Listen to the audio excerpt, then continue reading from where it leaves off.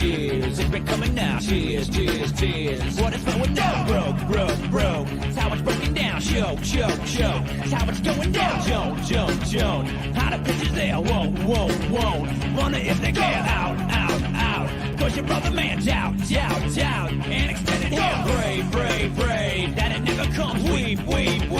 When you're getting so stay. Never go nowhere. Brave. It ain't coming here. This is a journey into sound. Who am I? The war with the blueprint attached in my hand. Who am I? The war who tore us out and still alive. Yeah, who am I? Hey! Who'd you talk to? What in God's name is that? Hold on. What is going on?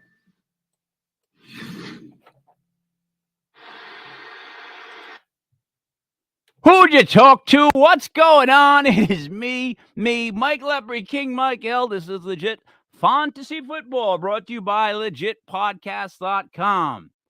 That was a classic me entrance. I don't know where that music came from, and it kind of spooked me a little bit. Joining me, wait. I can't do this. I got to do it for the Math Geeks. It is December 1st, 2022. That's 121-2022. So, 2 times 1 is 2 times 1 is 2. I don't know. I don't get really anything from it. 3 and 6. Nah, 3 and 6, I guess. It's all twos. Just a bunch of twos, guy. Joining me as always, Brother Ray. What's up, Brother Ray? Seems like whenever you ask that question, it comes to 10, which is 1, which is really good. And it's the 1st of December. Yeah, 10. All right, adds up to 10. There you go. See, you get your math geek working. So we missed this, the last show or so. I had some guy who claims to be a dentist or an oral surgeon. Mm-hmm. I spent 45 minutes basically with a pair of pliers in my mouth, being told to push the other way. Like I'm helping him do half the job.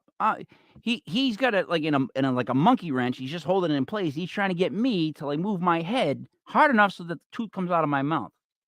Isn't that his job? Not my job. Did he have a hammer at some points? Did he get in there with a hammer and give it a couple of shots, or was it He actually did.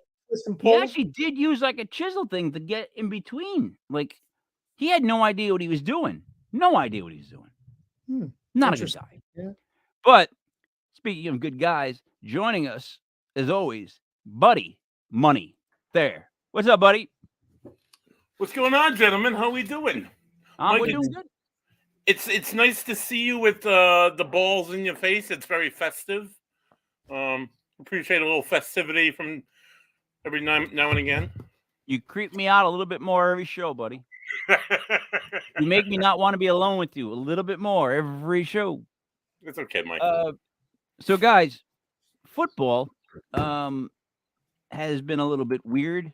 Right now, if the season were to end, the whole NFC East would be in the playoffs. That's ridiculous. That's like bizarro world. Is it not, Brother Ray? Yeah, both. I'll say both East. If you look at both divisions, I mean, right now the Pats are in last in the AFC East, which, I mean, whoever would think that would happen, but both East divisions, I mean, they're strong. Every single team is strong. Yep. I don't know what happened. I guess the Northeast, it's just so cold up here that everybody's so angry that they play better. Buddy, your thoughts on that? And how are the Loons, by the way? The Loons are good today, Mike. It was a little cold and windy, but they came out this morning and they were festering on the water. They were very festive as well, like your balls. Very paranormal NFL season indeed. If you would have told me last season that Aaron Rodgers, Tom Brady, we're all going to tank, that these teams that we knew that were great are no longer great. If you would have told me that the Miami Dolphins would have had a winning record in December, I would have said, you're crazy. You're out of your mind. Me and Brother Ray would have told you all those things. Right? I mean, you're freezing, Ray. Yeah, right? But you know, like it is crazy though. I mean, you look at the way some of these players and teams have just dropped off the landscape. You can come out and say it, but to see it actually happen, it is crazy. Rams and the Bengals both in the Super Bowl last year, both really not looking like Super Bowl teams at all at this point. I don't know, just a lot of differences this year. So let's discuss a couple of topics before we get into last week's review and tonight's game. So stories around the NFL. You got the Odell Beckham Jr. Visits officially coming into New York, then going to Dallas, and then going up to Buffalo. Getting fucked up in Miami.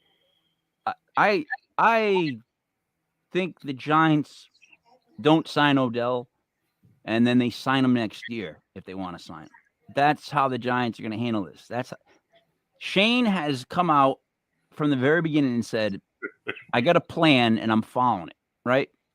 He's never deterred from that plan. He's never added a free agent. He never signed anybody for above a veteran minimum contract, right?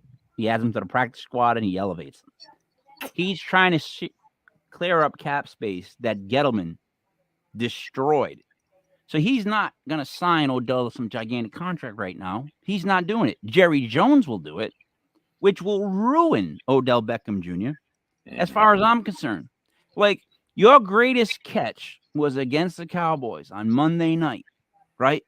You were a giant.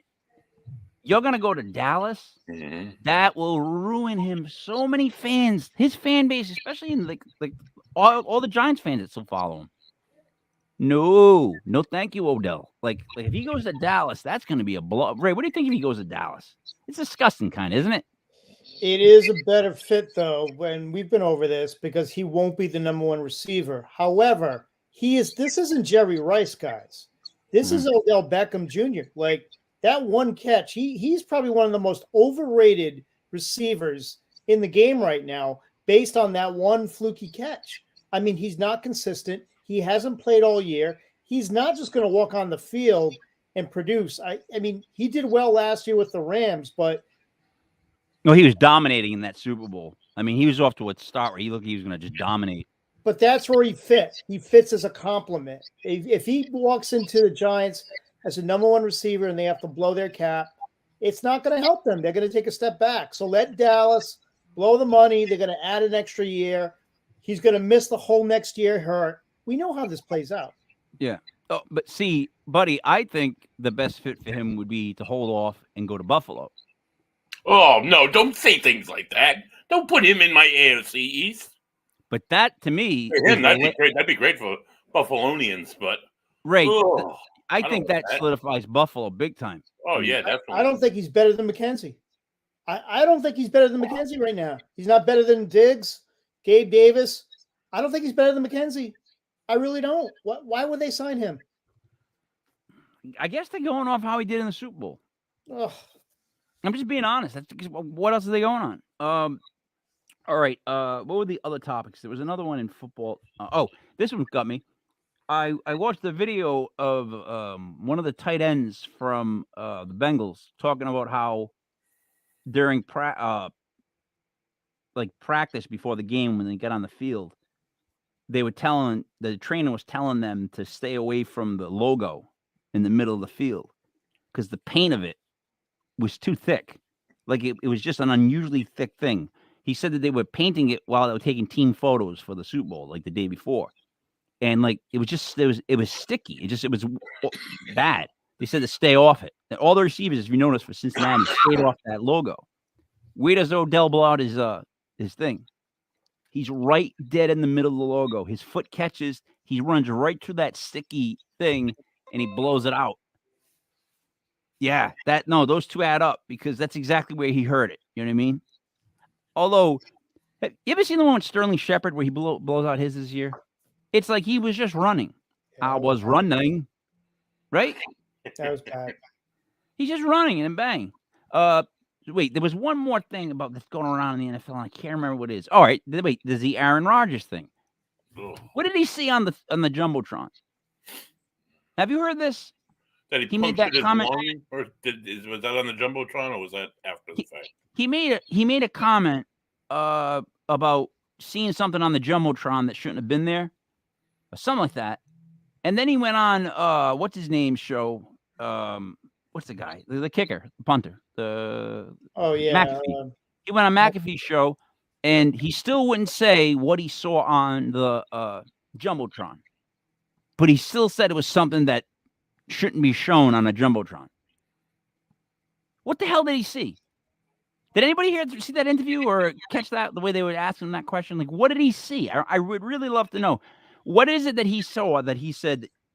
Was it maybe like a video of like up close of like their coaches talking? Like what was it? Was it like porn? Like what was on the jumbotron that he was like in his coming off the field says, yeah, I saw something on the jumbotron that shouldn't have been there, but Was And he it was like, Love coming in and throwing a touchdown right away?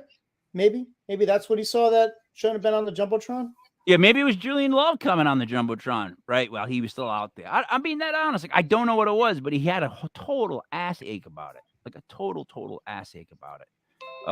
Then there was one more. And then there's one last thing I wanted to touch on. What do you think about Deshaun Watson coming back this week playing?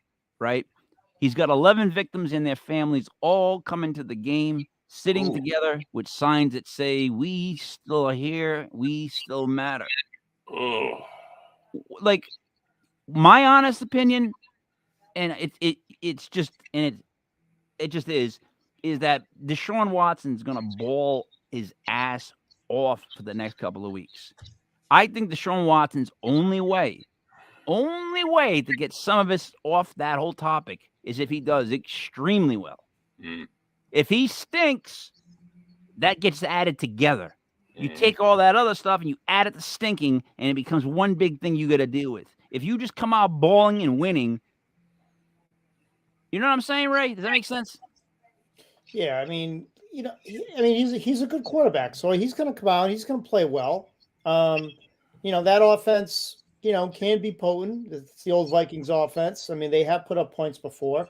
I don't think he's going to be great right away. I think it's going to take a couple weeks, but he'll eventually get back to normal in that offense. But I don't care how good he gets. None of that's going away. None of it is ever going to go away. I mean, it's going to follow him for the rest of his career, and he's going to have to deal with it. And Cleveland apparently is okay with it. But the best thing for that, the remedy for that is winning. I'm just saying, it's not going to make it go away, but that's still the best thing for it is winning. And here's one I would say. I wonder what the prop is for rushing yards for Deshaun Watson this week, because I guarantee he goes over. I guarantee he ends up scrambling because he doesn't know the play or it breaks down differently. Like I guarantee he runs for a ton of yards this week. I just think he will. He hasn't played in this system yet. Like he hasn't been there. Anything gets broken down, he can run. You know what I mean? They're going to design him to do plays that he can do because he's an athlete. So I would love to find out what the over-under is for him rushing. I think he's going to go over whatever that number is. Right. You get what I'm saying? Yeah, I mean, let's keep in mind, though, they're a good team, Cleveland. I mean, they just beat Tampa. Brissett has been playing really well. So, I mean, they're a good football team. It's not like he's going to come in there and save them. He's just going to continue what Brissett's been doing and hopefully in the beginning play at that same level, which I think he will. But yeah, I think, there's going to be some advantages. I think David Njoku is going to absolutely explode. If he's available in any fantasy league, you should go out there and grab him right now.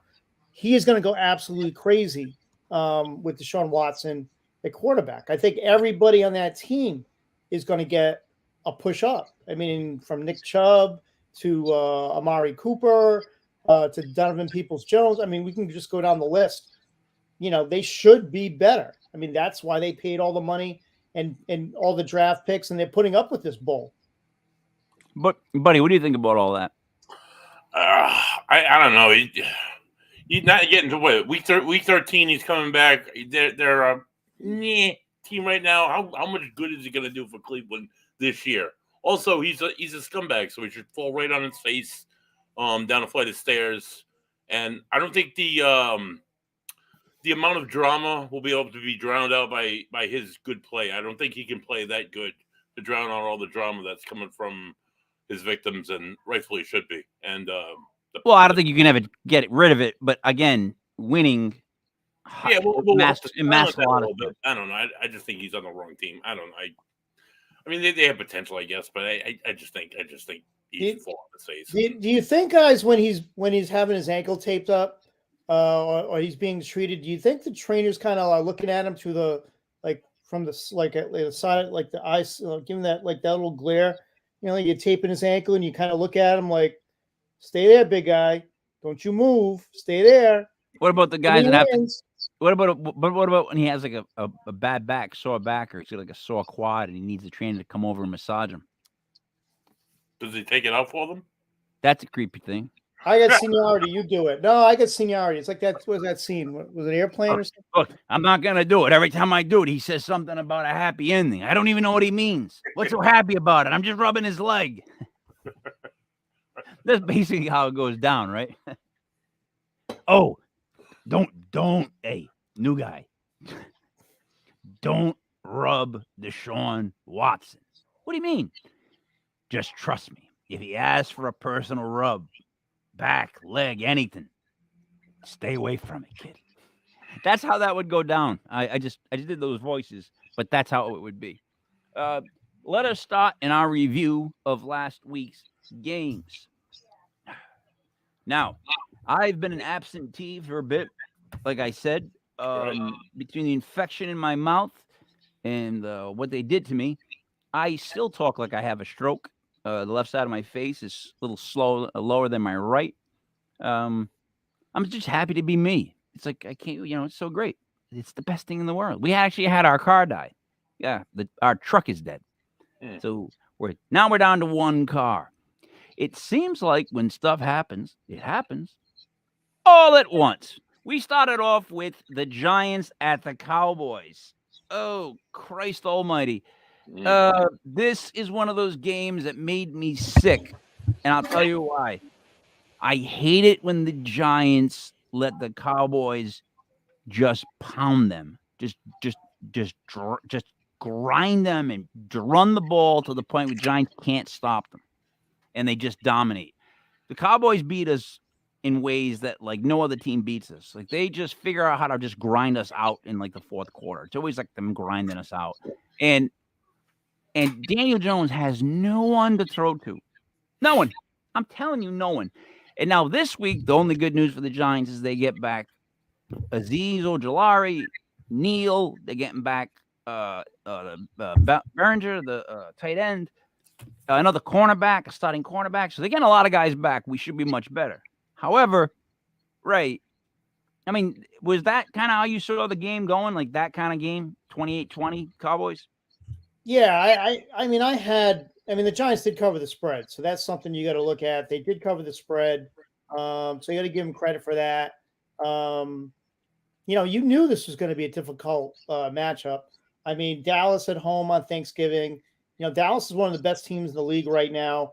Say you may hate them, we may hate them, but it doesn't matter. They can run the ball, they can pass the ball now. Schultz has been resurrected. 2 touchdowns, CD's on fire, Gallup's playing well. They're getting James Washington back off of IR. And then you're going to wonder too, like, why would they sign Odell Beckham if you're getting James Washington back and you got Dalton Schultz and you got Pollard and Zeke? I mean, in that offensive line, I mean, they're solid right now. I mean, yeah, Joe wants fannies in the seats, but that's it. And he merchandise his ego, but yep. I mean, they're a good team, and that defense is ferocious. I actually give the Giants a lot of credit because it normally would have been a game that they would have got blown out by 21 points. Again, this team went into Minnesota and completely destroyed them, shut them down, completely crushed them on their own field. The Giants went into Dallas, only lost by 8, and they fought right until the end. last touchdown to Richie James, that's going to make Giants fans happy. They did not give up. They did not bow. They did not take a knee. No, I actually think it was a win through a loss. They did a lot better than I thought they would. They covered. They're going to build on that. Daniel's still not going to get signed though. I think they're going to try to sign Saquon, and maybe Daniel get the tag. Maybe, because like I still don't see who's out there for the Giants, depending on where they finish, right? But Shane must have a plan, and I like Daniel Jones. I've been behind him the whole time. Like I've said from day one, give him an offensive line, give him some wide receivers. He's still not there yet. They still have yet to give him all that, like what you would give to a normal quarterback that you want to succeed. You know what I mean? Wide receivers and an offensive line. For Daniel, nah, kid, you're gonna get beat up for the first couple of years. Get your ass just handed to you. By the way, Thibodeau is going to be really good. Have you watched? Like he hasn't had a sack, but he had 8 QB hits, 9 QB hits against Dallas. He had like 6 hurries. Like his first step is brutal. Thibodeau was fast. When they get Azeez back, because I really think Azeez Ojulari, when healthy, is better. I know Thibodeau looks great, but Ojulari's another one. When he's on the other side and they're both getting around the ends, it's going to be brutal because they got Dexter Lawrence in the middle with Leonard Williams. That's a front four that's going to be nasty. And they have yet to have that this whole season. They had it for one game where he got hurt again, and he had a sack in that game, Ojulari. So it's like, can't wait to get him back. It's going to change it. Buddy, any thoughts on that game? I just really like Parsons on Dallas. I really don't like Dallas, but the defense looks good. CeeDee Lamb put up, 100 yards. Zeke and Pollard really look good. But the Cowboys always find a way to screw it up. So maybe the Giants have to play them again this year. Maybe less injuries and no. We'll probably play them in the. See, the only way we'll beat them is if we play them in the playoffs. Well, you guys already played twice. Yeah, they beat us both times. Yeah. We got the Commies twice and the Eagles twice. Yeah, right. Left. Ugh, that's rough. I don't think it is. I think they're gonna roll the Commies this weekend. Yeah. Like I think the Giants roll them. I know the Commies are on a streak. They look good. Everything's looking good. That defense of the Giants is getting better every week. It is. It holds teams in second halves. No points. Like it's getting very good, right? And you give him that piece back. I know it's just one piece, but he's getting also starting Tyrese. I forget his last name. He's like a starting cornerback. So we finally have another cornerback out there. It's going to change the defense completely. That front four literally could go up against any other front four in the NFL if played to their potential. Azeez Ojulari, Kayvon Thibodeau, Dexter Lawrence, and Leonard Williams. Right? Ray, am I close in saying that? No, I mean, they have all the pieces on that line. I mean, Thibodeau, there's a reason why he went as high as he did in the draft. I mean, there's no accident. It's not like he snuck up on anybody. They have all the pieces. You know, Ojulari was great last year. You know, they're strong in the middle. So, I mean, that defensive line, yeah, that's a piece that they're going to build around. I love the Commanders, though. I'll be honest with you. I think the Commanders right now, other than Dallas, I think they're the second best team in the NFC East. And I don't think Dallas is even the best. I think you're completely wrong. I think the best team is the Eagles, then the Cowboys, and then the Giants, and then the Commies. But the Giants are going to split with the Eagles and sweep the Commies. I digress. I don't know. I digress. The second game was the Patriots against the Vikings. For all you local fans, Pats got beat 33-26. Now, I don't see anything wrong with getting beat like that. You're not as good as the Vikings. The Vikings are a really good team. They got a great QB, running back, wide receiver. Like, for me, I think the Patriot fans are expecting a bit much. Like you know what I mean? Like, you sometimes bad teams lose to good teams, right? Yeah, I think the Patriots going to be happy that at least their offense woke up. Their defense has been good all year, but their offense finally woke up. Mac Jones looked really good. He had 300 yards passing. He played a really good game, in a tough place to play. Don't forget the Vikings were coming off a humiliating loss to Dallas, so you knew that they were going to be ready to go. They weren't going to get embarrassed twice in a row at home. But the Patriots played good in this game. And again, another case where Patriots cover the spread. You know, like, I don't know, like, I know everyone was disappointed, but the Vikings are a good football team. And if I'm the Patriots, I'm very happy with the way the offense have played because you know their defense is going to be solid. Buddy, what do you think? I picked the Pats. They didn't cover the spread. Like Brother Ray said, their offense looked better than it has all year. But unfortunately, that defense didn't really show up. And too bad for Bill Belichick and the New England Patriot fans because, you know what? Life goes on. Life does go on. I think the Patriots, Dolphins, Bills, who am I missing? Jets are all good teams. Like, you're right, Ray. They're all good teams. And what's scary is they're all young teams, just like the NFC East. I mean, you got your older team, like your Cowboys and your Bills are like the older-ish teams, kind of. And then the other teams are really young. It's kind of like that in the NFC East too, right? Cowboys a little older, and then you're really young with the Eagles, Giants, and Commies. So it's weird. It's like those we watched those two divisions build up. What did I miss? Buffalo, Detroit. Oh, did I go by that game? Oh yeah. I went by that Thursday game. My bad. Because these are all on Thanksgiving. And by the way, having the Giants lose on Thanksgiving hurt even a little bit more. All right, so we'll go to the Bills-Lions. 28-25. I had the Lions in this that covered. I just always like the Lions to cover. I don't think they're going to win games, but them and the Falcons are teams that I'm always like, I'm going to take them if it's a high spread because they always kind of stay in the game. You know what I mean? Like that was my reasoning for going with Detroit. What did you think, Ray? Yeah, I think you nailed it. Detroit's a good football team. I mean, they're playing better every week. That defense is woken up. And I'm going to say it right now. The Bills are not as good as we think they are. They're just not. They're not as good as we think they are. You know, they lost to the Jets. Everyone expected them to come out and blow Detroit away. Oh, this is the bounce back game. They're going to win by 40. No, that's just everyone is stuck on that. They're not that good of a football team right now. So Detroit was the absolute, play. And they covered, and they should have won that game, if we're being completely honest. So I think they're two teams going in different directions. I think Detroit is ascending, and they might battle for a playoff spot. If they get Jameson Williams back. Yeah, but they already get 7 losses. They're already at 4-7.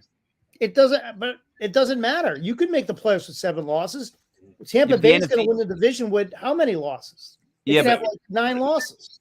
But what I'm saying is, you got the Giants at 7-4, the Commies at 7-4 now, and you're already 3 games behind wild card teams. You know what I'm saying?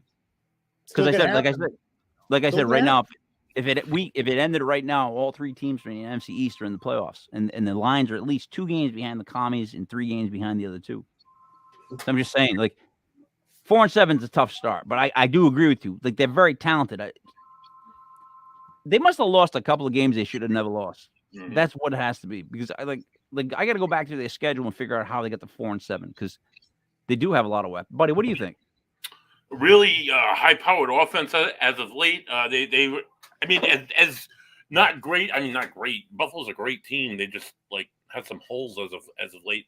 They're able to go toe-to-toe with Buffalo. I don't know. I just think they got a lot of moxie. They got a lot of balls, and I secretly would like to see them win a few more games. Secretly. Okay. Keep it. All right, don't tell anybody. You should have never said it. If it was a secret, you should have told me. All right. Hey, let's move on to this. You guys are both Dolphins fans, right? Sure. And you've been Dolphins fans your whole life? Yes. So you've suffered through being a Dolphins fan your whole life. Shit, Mike. I'm sure we have both suffered tremendously. So, what do you guys think of the fact that Matt, M1, Mr. Never Left, who did leave, is now a Dolphins fan I love and it. proclaiming to his greatness to everyone. When I he love was a Patriots fan, no. Hear me out first. But he I'm was listening. Go ahead. he's like a Patriots fan. Like he's a Patriots fan. He was a Patriots fan for that whole run. Every Super Bowl they won, he was a Patriots fan. Then last year, Ray, he started liking Jacksonville a little bit. You remember this? Mhm. And then this year, he proclaimed his allegiance with the Dolphins. Right. Let me tell you something. If I knew a Cowboy fan that all of a sudden said he was a Giants fan and he was an older guy, I'd be like, no, you're not. You're not. You can't be. You're not allowed. You can't be. You're just not allowed. Like, how can you do that? I get it if you're younger. I'll give you up to 20. I will. I'd almost even give you to 30 because some people, like, they don't do sports their whole life, right? They move to a new city and all of a sudden they start liking the local team. I'll give you that. But, like, come on now. Like, you can't switch teams. You can't ride out all 6 Super Bowls in a decade of dominance and then all of a sudden go with the rival because now they're good. Brother Ray, come on, how do you guys feel about this? Love it. And you know what?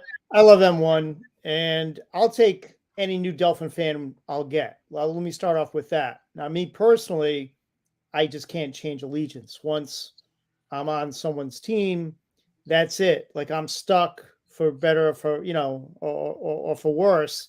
I could have took the easy road and made my son a Patriots fan, so he wouldn't have to suffer all these years. I could have done that easily and started wearing the stuff and yay TB12.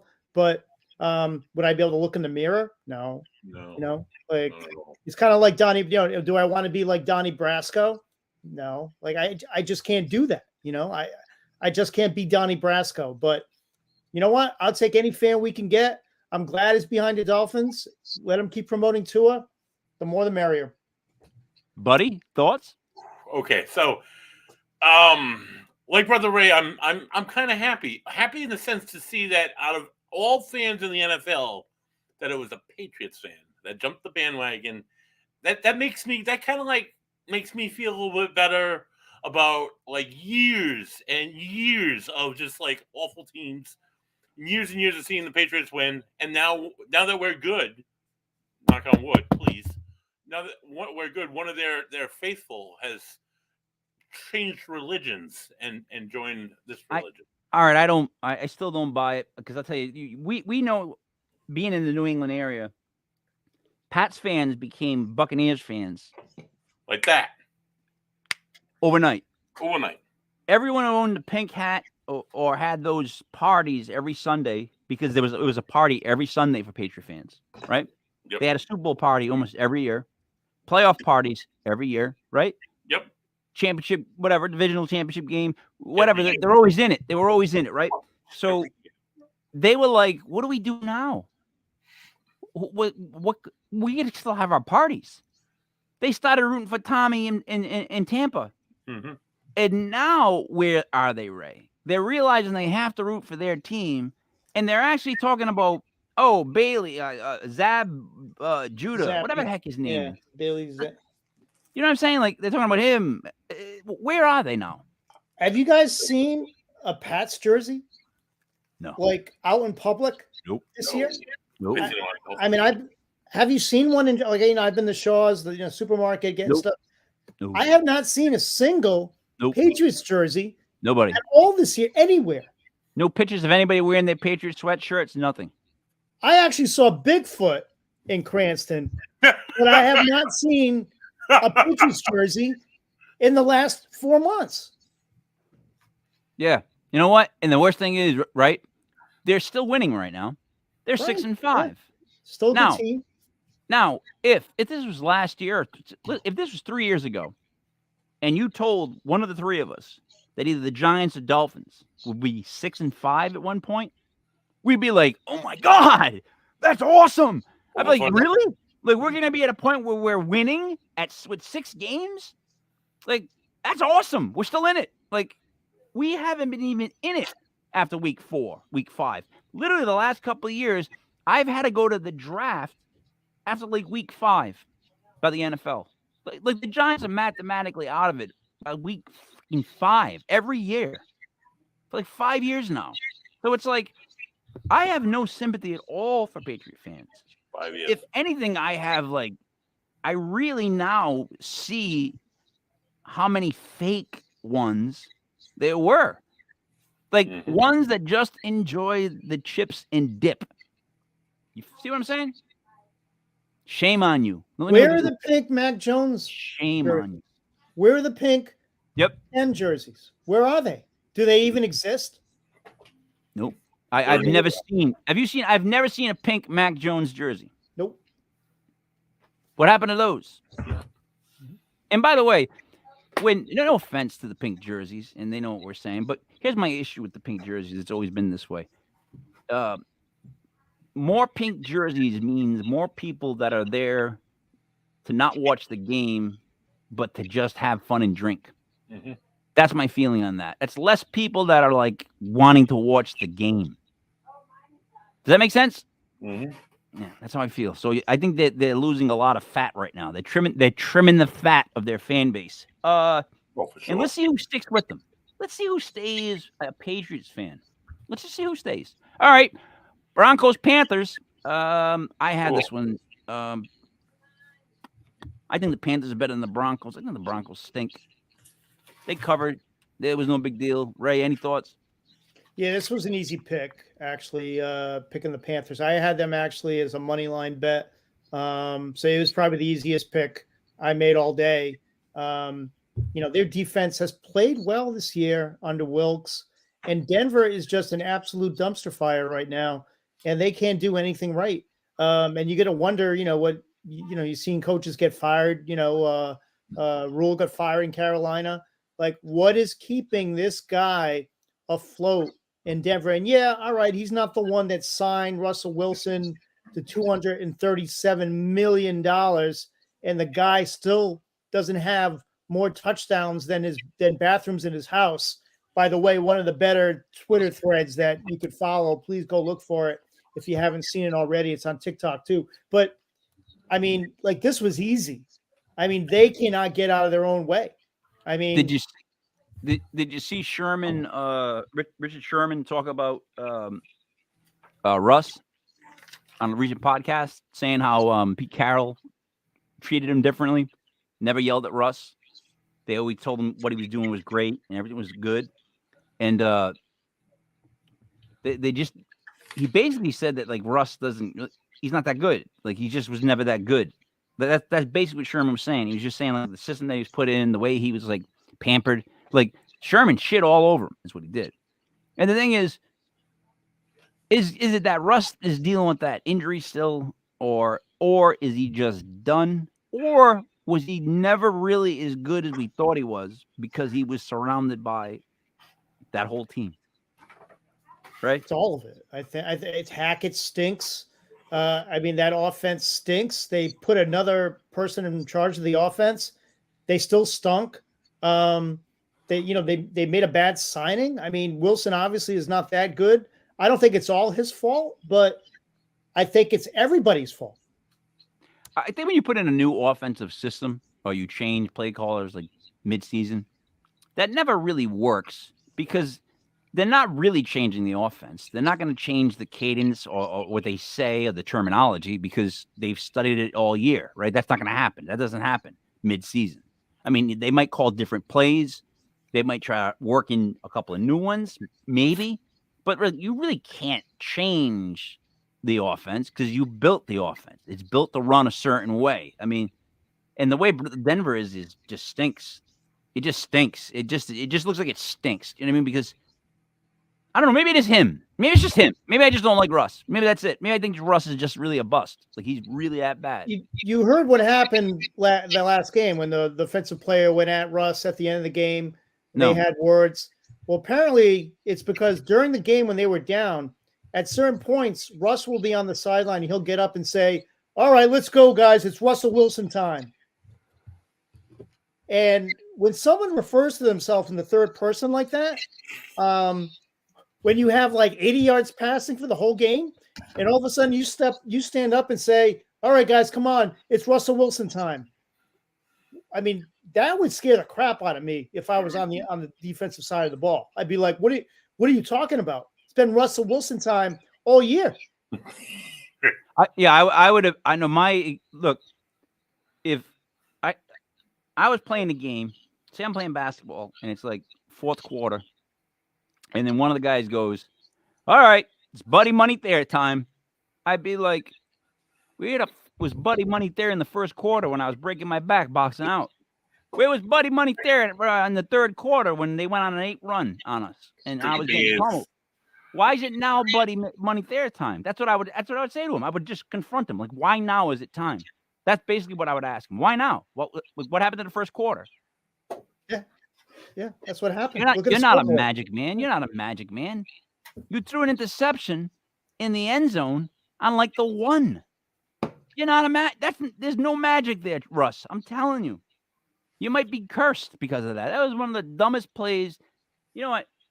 Patriot fans, they deserve the Atlanta Falcon Super Bowl more than anyone, right? That was the one to me. That one, when they beat the Panthers, like those 2 Super Bowls, they deserve those. Like they really came back or beat those teams, right? They really played their balls out.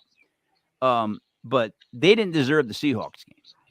They just didn't. That's a Super Bowl that, man, I can't believe on the 1 yard line, right? That Russ doesn't run or you don't give it to. Probably one of the best like goal line banger backs ever in beast mode.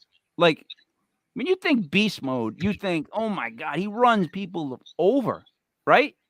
AJ, what's his name? AJ Hawk was talking about the guys that were the toughest to tackle.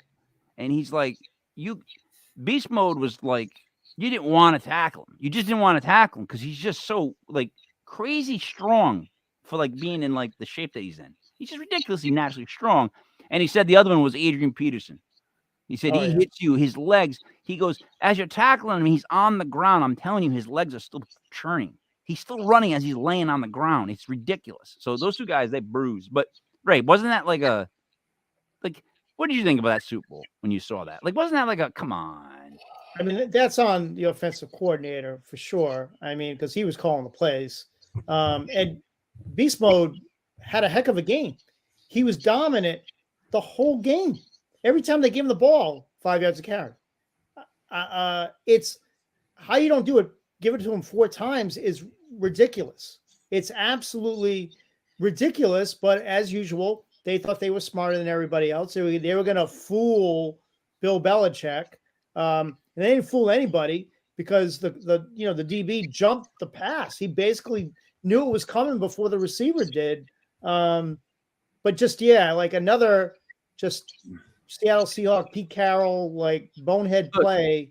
Buddy, if it was 3-on-3 football, 40 and over, right? It was us 3.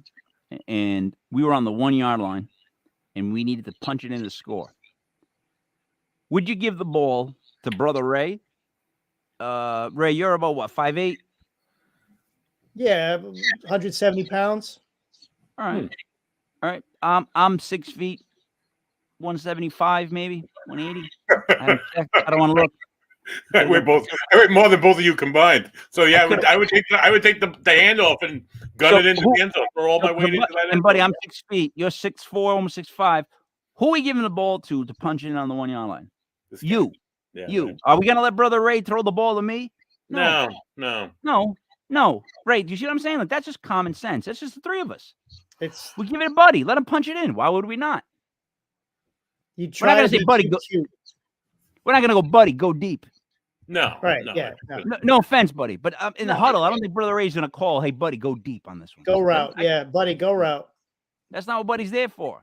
No. He's there to beast mode it. Like, but he's going to be in the end zone. Yes, that was one of the worst Super Bowls to watch. I will say though, I mean, as much as they earned the Atlanta game, holy shit! As a non-Patriots fan, was that difficult to watch with Patriot fans? Yes. I mean, in their agony and their triumphs, and oh my Christ, that was I actually in my mouth. As they started to come back, I went to bed. Oh, I didn't want to see it. I couldn't. I knew it was happening. My wife was a Patriots fan. Her whole family were Pats fans. My best friends are Patriots fans. I just they're everywhere, and now they're crying. So, or don't watch Listen. football. Listen, my mom's favorite teams, or our 3 favorite teams: the Dolphins, the Eagles, my brother Jesse, Eagles, and the Giants. She would have the little dolls. I have the trolls somewhere. I have mine, like the Giants. So those were our favorite teams. Sometimes when we would bet with a bookie, it'd be like Giants, Eagles, and Dolphins 2 times. You know what I mean? You know, like around 12:30, we get the call from the bookie. You put your bets in. This is old school Italian, buddy. You should be drinking, but you know, I don't have it's just how it really went. any. You know, and you'd have like grandparents putting in bets, like like great uncles. Yeah, put this down there, whatever. You know what I mean? Or you remember that? It was so awesome to write with the pen, and wasn't it an exciting moment to get the spreads and stuff? I can remember grandma. It would be like she would put it like a 2-teamer every single Dallas week. and Like or Oakland, like when it was the Oakland Raiders, it'd be Oakland and Dallas and Oakland, or Oakland, and it's always Oakland. There you go. You peer pressured me into it, Mike. Yeah, she had her favorite teams, but so isn't it slightly odd that the Giants, Dolphins, and Eagles are all doing well this year? I think it is. I think it's odd. I think it's odd. I think it's appropriate. I think it's about fucking time, Mike, is what I think. Yeah, it is. Hey, Bucks, Browns. Browns win by 6. This is one of those games where I literally, my response to this is nothing to see here. But Ray, any quick thoughts?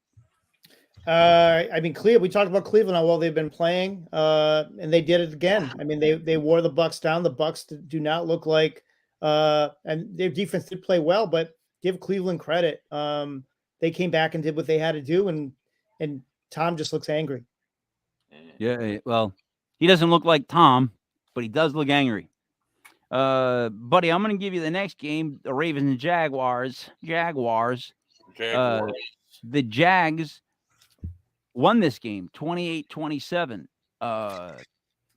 You have any thoughts on this, buddy? Yeah, it seems that as the weeks go on, it seems like Lamar Jackson is struggling more and more, as is the Ravens offense. Their miscues and turnovers have lost, and their inability to stop other teams from scoring points has led to various losses. Who they play? I'm sorry. Who did the Ravens play? Jaguars. The Jaguars. And the fact that the Jaguars look, I mean, they look better than they have all year. Trevor Lawrence has looked pretty spectacular. What do you have? 3 touchdowns? You have 3 touchdown passes? Yeah, I mean, that was good for them, but I mean, the Ravens are falling apart slowly, I think. Yeah, Ray, what do you think? I was scared about how the Ravens defense kind of folded. Yeah, and and their defense has been pretty solid, but I think this was about Lawrence. I think this is about Trevor Lawrence just waking up and asserting himself finally in this league and leading them to a come from behind win. I mean, he was absolutely flawless. And you look at what he's working with. I mean, Christian Kirk is a good receiver, but Zay Jones looked like Jerry Rice, and like that. That shouldn't be. But you got to give Jacksonville credit. I mean, they lost Etienne early. He could have went back in too. He could have went back in too. But Hasty was doing great, and they still came back. And I thought their defense would shut Jacksonville down. I thought, Lamar would wake up. I thought, but it just didn't. It didn't happen. And you got to give the Jags credit. Yeah. All right. So then you guys, we'll talk about this when your Dolphins beat up on the Texans at home, 30-15. They were favored by 13.5, and I had the Dolphins. They covered the spread. I knew they would. The Texans, it's just all like they started off trying so valiantly in the beginning of the year when they lost their coach, right? The coach got fired, and then they made an adjustment and whatnot. And now they just, I think that looks like a team that's given up. Ray, what did you think? I'm disappointed in Lovey. Benching Davis Mills like that and putting Allen in the game. My bad. It was a quarterback change. And I just don't understand like where Lovey was coming from with that. I mean, Mills had played a bad game the week before, but other than that, he's been solid all year. And the rest of that team has been a dumpster fire. I mean, come on, Lovey. Your defense has been awful all year. I mean, Mills and Pierce have been the only thing keeping them relevant all year. And you're going to bench Davis Mills for Allen It's not like he had some like first round draft pick on the bench, like Pickett waiting in the wings. Like you can't take your quarterback out like that. He's a young kid. He's got to go through this if he's going to be your guy. Very disappointed, but we knew Miami was going to come out and just completely track meet them to death. And their defense played really well. I got to say their defense in the first half, they were the story. So all right. Buddy, your thoughts on your team really quick? Yes, Mike. I agree with you, brother Ray. Their defense played phenomenal. Great on the turnovers. Although look who they were playing. Honestly, I think Houston's going to try and tank every game, or it appears that way. Maybe get a higher draft pick, or maybe they just really suck. The Dolphins' offense looked explosive. They looked like obnoxiously scoring on Texas. It's so bad that they took 2 out in the third quarter because he would have just it would have been a 60 to 15 point game. I'll tell you what. I think the real test is this week, to be honest with you. But I tell you what, Tyreek Hill and Waddle on the field at the same time is an absolute nightmare for defenses. Those two guys are both so fast, and so if they get free, they're gone. That it's miserable. It must make it miserable. Like, and Tua hits them, and so they've been looking good. I don't know how they screw it up this year. Like, I don't know what's going to happen with them. Let's go over the next game: the Bears versus the Jets. Again, the Jets. I had the Jets in this easy, 131-10. The Jets are just a good team. Like, I don't know if people want to just say that out loud because they don't want to hear it, but the Jets are a good team. They're 7-4. They're a playoff team. The defense is young and good. The offense is young and somehow still good. Right? Mike White.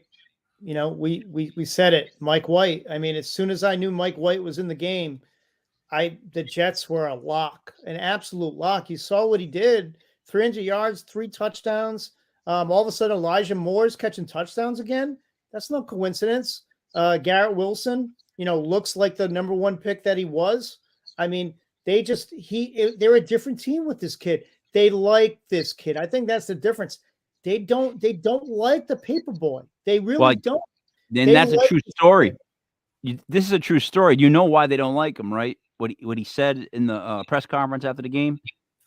They asked him if he wanted to apologize, or he felt bad for the defense because of he didn't give him any help, like the way that the defense played so valiantly, and he was like, no. Yeah. And that did not go well. Yeah. That did not go well with the team. They were not happy with the paper boy. Even social issues. Even if he's right, even if it wasn't your fault, it's still your fault. As the quarterback, you have to take that for the team. You have to take that arrow in the chest for your team. And I remember that I saw the press conference, and the reporters gave him a chance. They gave him a chance to drag himself out and say, oh yeah, you know what, I could have done better, and it never happened. The whole it did not happen. They gave him multiple chances. As a head coach, you got to give Sally credit. I mean, at that point, you have to pull the kid. Legit, baby. I'll tell you, that always reminds me of the story, Saquon Barkley's rookie year, and they're going over plays, and Eli calls a play, and I guess it's not exactly how it's supposed to be run. And Saquon tells him, Eli, you got that one wrong. It's this. And he said, Rook, if I tell you it's Easter, you go start painting eggs. That's exactly how football should be run. Done. You know what I mean? The quarterback tells you, if I say it's this, it's this. That's just how you got to be. And you got to take it for the team. All right. Let's go do a couple more before we give tonight's lock. Bengals, Titans. Ooh, that was a good one. I lost with this one. I had the Titans. I don't know why.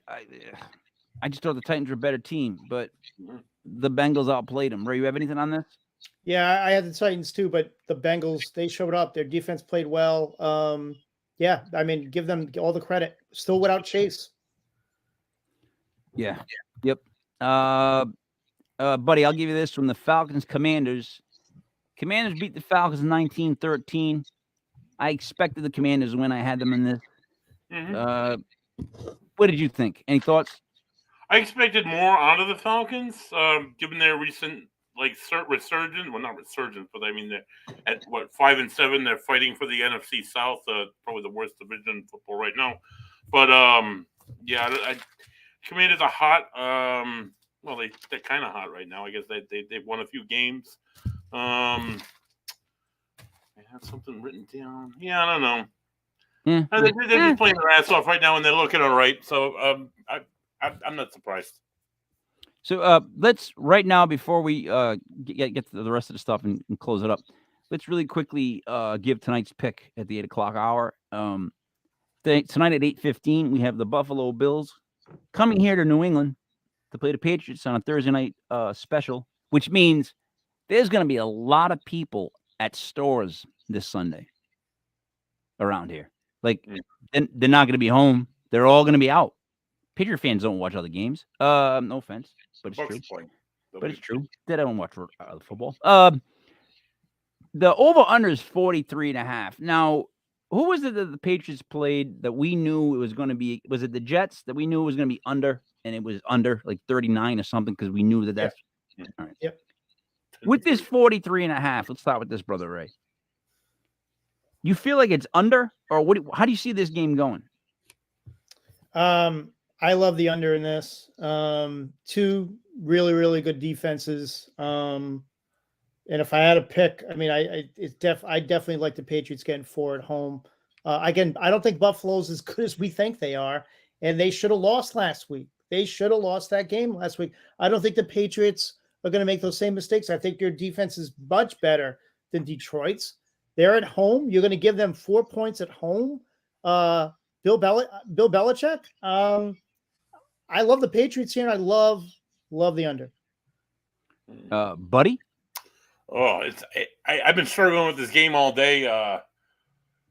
Oh God, I hate to say it, but I think if the Patriots show up like they did against the Vikings, maybe if that defense shows up like it has all year, I think they can beat the Buffalo Bills at home. I kind of hope they do, as a Dolphins fan. I don't know. It's a tough one for me. I'm gonna pick the Bills because I think the Pats will blow it, but it's like I said, it's tough for me. What team did you pick? You just picked both teams. I picked the Bills. The Pats were gonna win.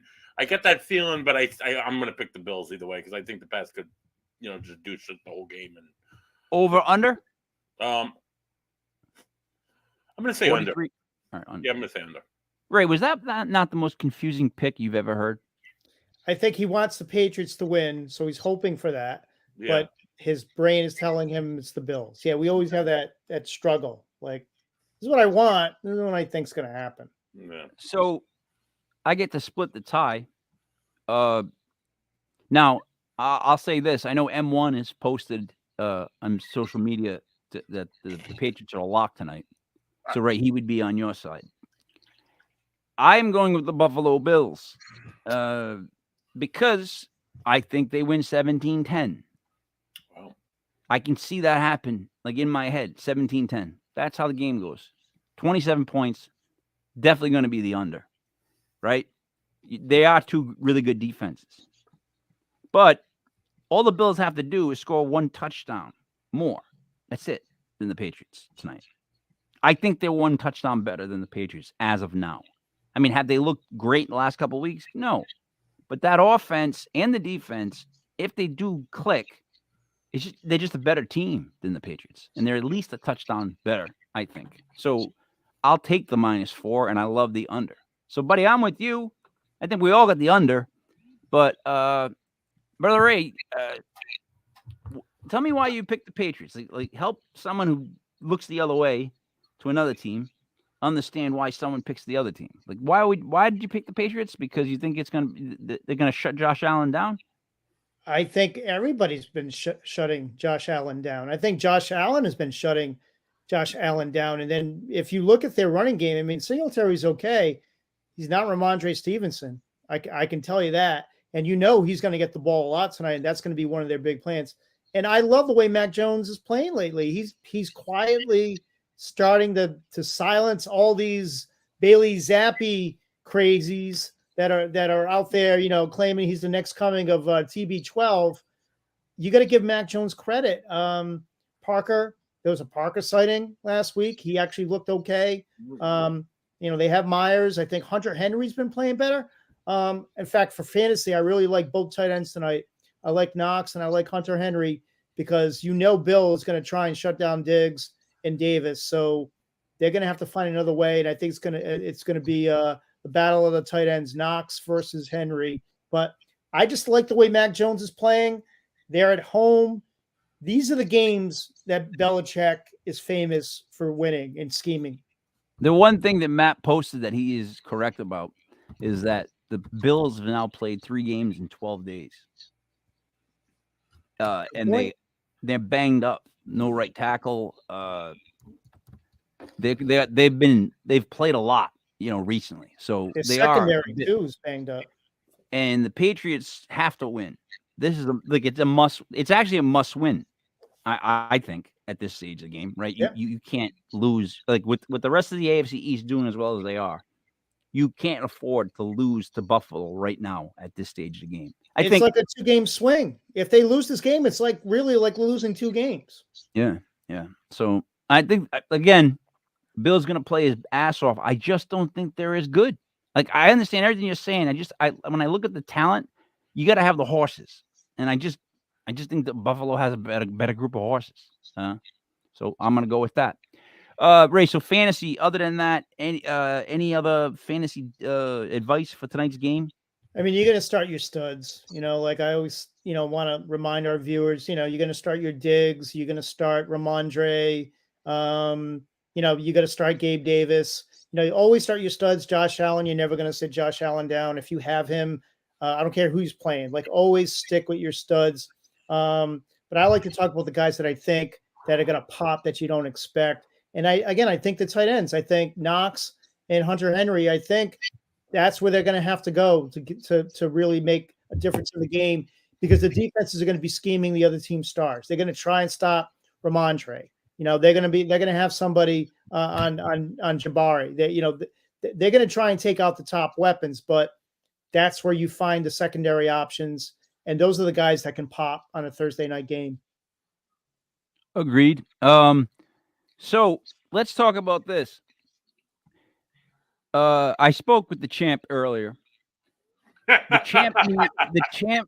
the champ to make it out of last place and to make it into the fantasy football playoffs, which for some reason this is the last week of the season, and Corrupted goes 2 more weeks, which I don't understand. Right? I think Corrupted went 1 too many, in my opinion. But extra week, right? Extra week, right? We had an extra week because of the schedule. We should have not. We should just let that last week die out because they start sitting people, But I have to have my pronouns. The champ needs my pronouns are the Pats suck to lose, and they're playing Joe Buck Yourself, which is a better team, and then I need Mashadamas to lose, and he's playing Just the Tippet, which is in second place. But then I need to also, I have to win my game. The champ has to win, beat Tyreek and destroy. And then he has to outscore Mastradamus by 54 points. Good Lord. Is it true the champ's in Brazil? I heard the champ was in Brazil. Like Argentina, maybe? Is that true? He grew a mustache? I don't, to be honest, he calls, and when he calls, I get that 555 number thing pop up, which has always been weird. But I don't question him. But he told me that it's going to happen, that those 2 teams are going to blow it and allow him to get in as the 8th seed. Is he smoking? Yeah. That's what I heard. That Mexican grab, Mike. Just letting you know what I heard. But switching over to that, buddy, in the Corrupted League, I'm 6-6, but I will make the playoffs, right? Oh, there you go, Mike. Now, what do you think of my starting lineup, right, at 6-6 and my chances? My quarterback right now is Deshaun Watson. I have Dalvin Cook, Travis Etienne, and Jonathan Taylor as my 3 running backs. I think that's really solid right there. My wide receivers are A.J. Brown, Alan Lazard, Deebo Samuel, and Jalen Waddle. right? TJ Hawkinson's my tight end, the G-man for my defense, and Young Koo as my kicker. But that's a good team. That's a team that could win playoff games. What do you think? Deshaun Watson that's your best choice at quarterback? Really? I mean, I have Aaron Rodgers, but I'm sucks, starting. I 100% believe in what I said earlier in the show that Deshaun Watson's going to ball out because he has no other choice. He has no other choice but to put up gigantic numbers. He doesn't. It's like a weird situation he's walking into. I've never seen it before, actually. Like, I mean, I've never seen a guy have to come under pressure like this. Like whether he's right or wrong, I'm not talking about that. I'm talking about the pressure that he's going to be under. He can't do anything but come into this offense that's been clicking and moving along and not throw up big numbers. You know what I'm saying, Ray? Like, I think, what else can you do? Like, that's what you have to do. He has to show up and put up big numbers. If not, everything will get worse. And as bad as that sounds, it's just how the world is. So that's what I'm going with. Brother Ray, what are your thoughts on my team?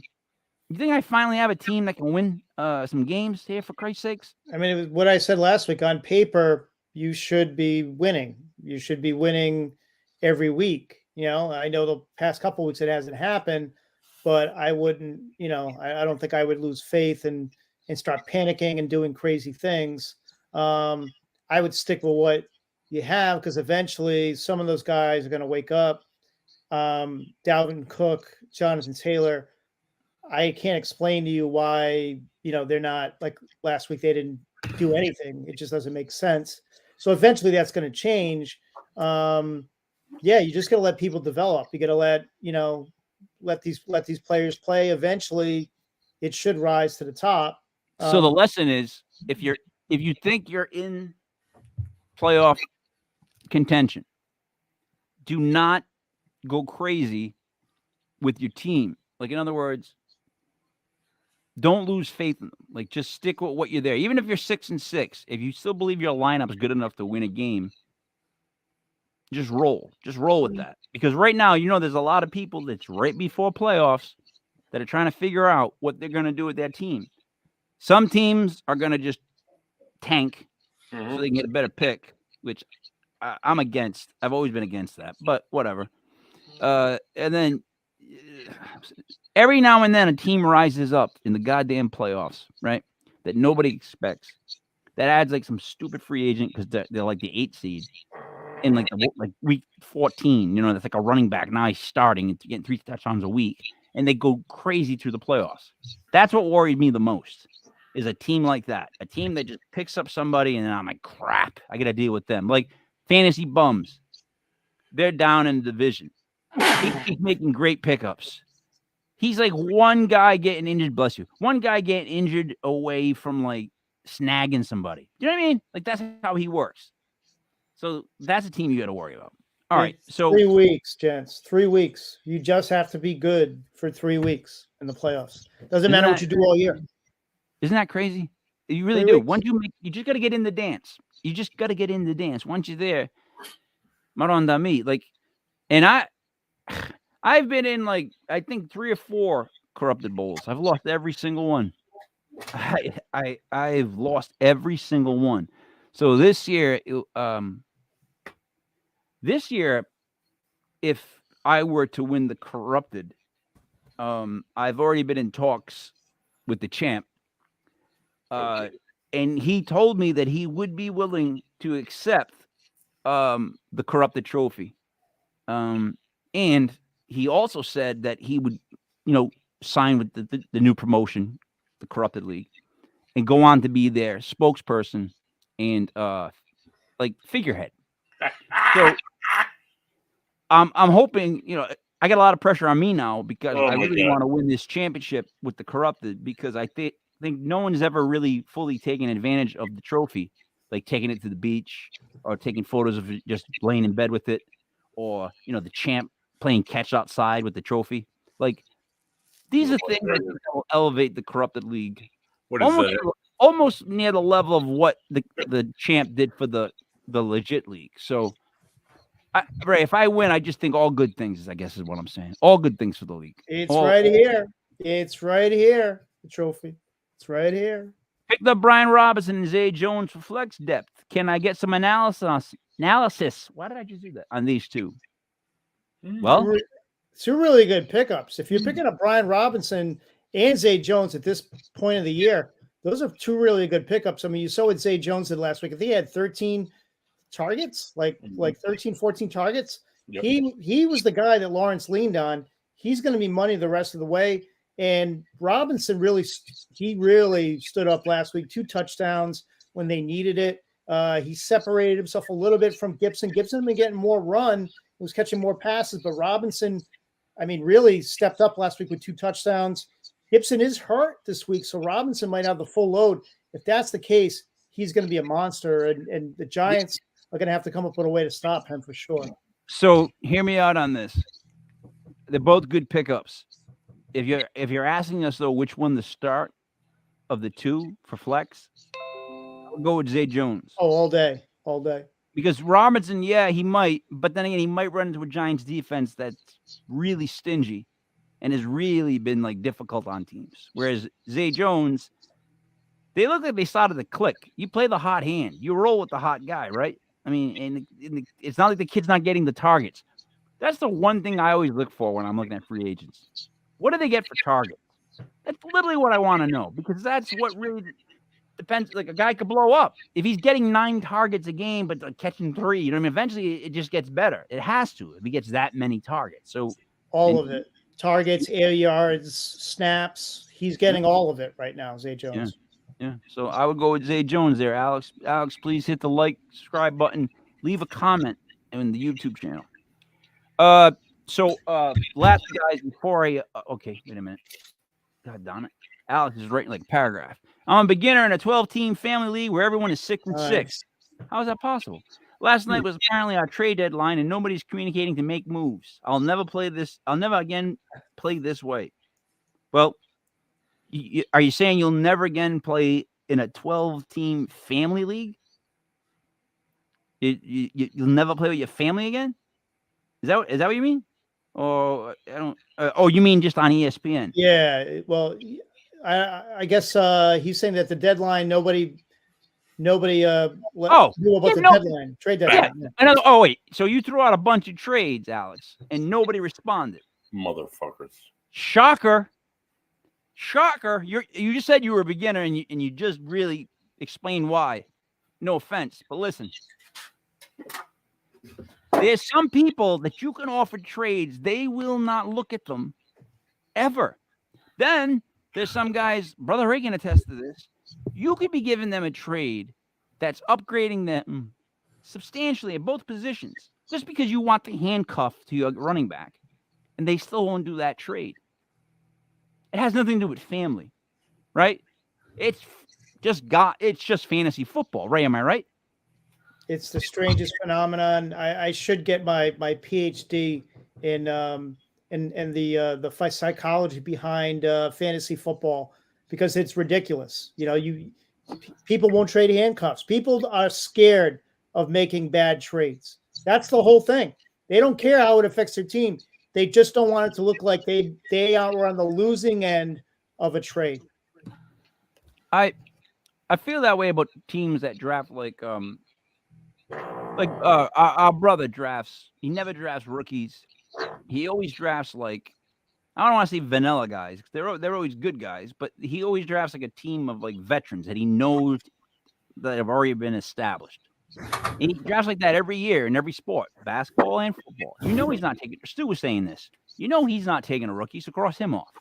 And it's true. He never does. He just doesn't do it. But he's always there at the end, kind of, right? It's always that team that's good enough to be there at the end, but maybe not good enough to win it all. We'll see.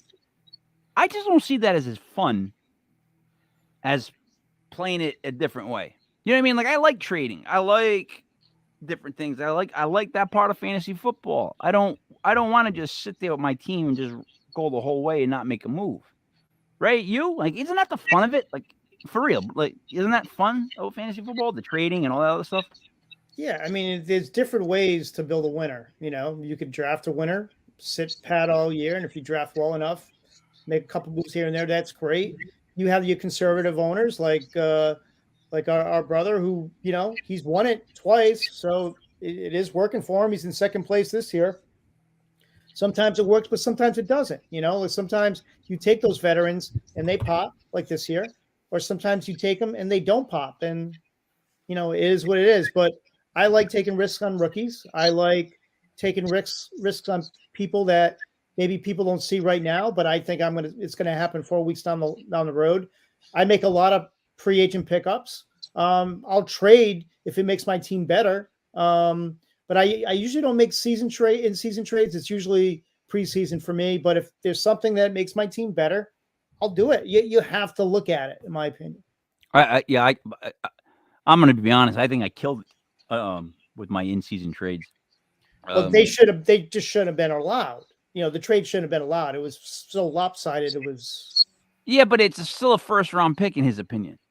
You don't believe in the future. That's the thing with you. You don't see the he's a young guy. It was a felony. It should have been a felony, and you should have a bracelet around your ankle. All right, let me ask you this. Hold on a second. Bumble, did I do anything wrong? No. All right, hold on. Bumble, am I not going to make the playoffs? Saying no again. Bumble's right. Guys, lastly, we'll end with this. With Legit Podcast, we have T-shirts on sale. This is a Mike Tyson Merry Christmas shirt. Several others in stock. They're all up on the website. Also, sports memorabilia for sale. Behind me is Michael Irvin. That is Quiddy Pay. I got Taylor, I got Jonathan Taylor and Lawrence Taylor. And then I've got Percy Harvin, Roquan Smith, and Eric Dickerson. Legends are made, and so much right? of the game is about. I don't know what that is. And then behind me, can you see the bats? Oh yeah. That's Randy Johnson and Tom Glavine. Oh wow, yeah. All for sale. HO. I have baby. a Notre Dame with the Shamrock helmet replica of Rocket Ishmael. Ooh. I have Dante Culpepper, Christian Okoye on a Chiefs Luna, which is black, and then Jalen. What's the name of the Bears defensive player? Jalen Johnson or something like that. Jalen Bears. Yeah. Oh, Jalen, the linebacker. Jalen, he's either a linebacker or cornerback. Jalen. Oh God. Starts with a J. Whatever. He's really good. I blanking on him. But anyways, that plus jerseys are all up for sale on the site, legitpodcast.com. So if you guys want to do that, it's all going to do is going to help the show.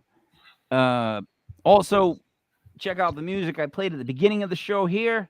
You can copy and paste that. You can freeze the screen and just type that in. And then lastly, this is information has to be said again. The Dolphins haven't even been in a Super Bowl since 1984. Buddy wasn't alive when they won a title. That's true. So, Ray, Buddy has never even seen the Dolphins win a Super Bowl. No. You were fine.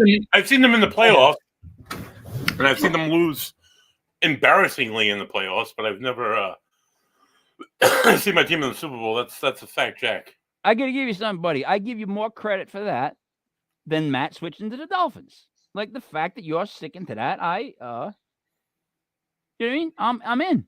Like I'm when I try to explain to kids the definition of a fan, I refer to the Miami Dolphins.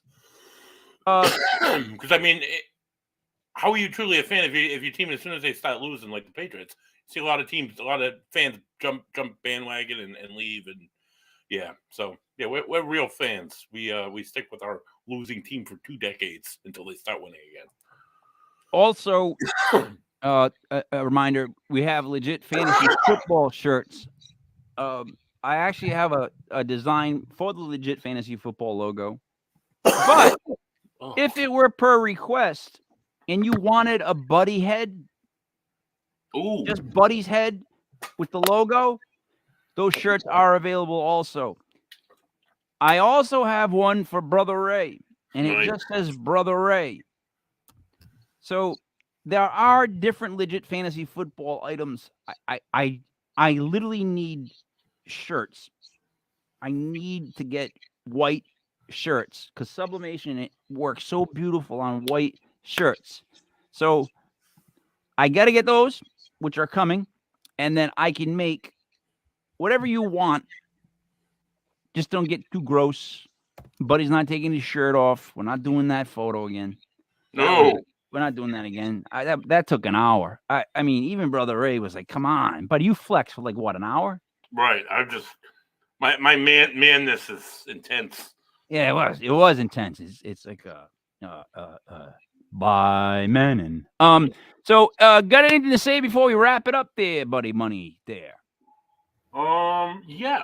Hold on. No, okay, I thought I heard something. You can hear them. Oh, that's wonderful. That's wonderful. Okay, so if you're not like overwhelmed by football and the incredible playability of the Miami Dolphins, I don't even know if that's a freaking word. Tune in Sunday night as we host. Oh Christ, he's an energy worker.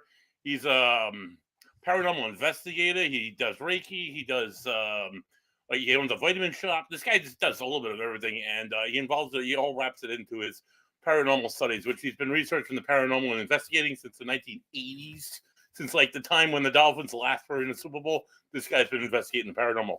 He does cryptids, he does ghosts, he does all the fun stuff that has to be done in the world of the paranormal. He does his own podcast, he does radio, he does he does TV. He's been on TV. He's written for the TAPS Paranormal magazine for a number of years. Dr. Spector, Frank Sinelli. He's also Italian. Will be joining us live on Sunday evening. So join us for Frank and some ghostly talking. So, Brother Ray, on the paranormal side of this, if you go to the website, legitpodcast.com, now you can pick one side or the other, sports or paranormal. With the paranormal, we are adding a couple shows, a news show, a clip show, and then one or two other people doing their own shows. We started out wanting to sign up ghost hunting teams from around the country that are not affiliated with anybody yet, but want to show their evidence or whatnot. I think we're at 100 and what, 20? I don't think that number is accurate. I got to go back through that list, but yeah, we have quite a few.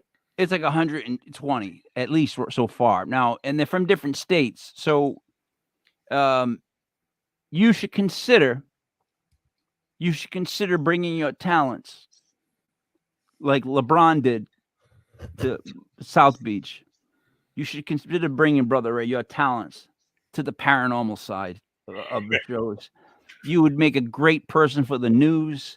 You would have no feelings on it. You would read stories. You'd be perfect. You are a Dolphins fan, so that is paranormal in itself. It is. So, Brother Ray, you should consider it. I think you would be great on the news. The news show is going to be one that will be watched by a lot of people because, quite honestly, a lot of people are going to be contributing towards it. The team that we've put together right now, as far as Block Island Ghost Tours right here, that I've been wearing the shirt. We're going to be at Block Island Legit Paranormal this summer. We're going to have our beers there. We've already have two beers, Legit Paranormal Brew and Barfangul, which, come on, the fact that I got that made, geez, Louise, with an old Nana with the wooden spoon, that you can't. One other thing I got. I picked this up the other day, buddy. Wink, wink, wink. Look, Amish popcorn. Isn't that weird? Huh. That I found this in a plastic bottle of all things. Amish popcorn. Like they don't believe in plastic. You don't think that that's funny that I found this in a store and not in the mail accidentally? Oh, right.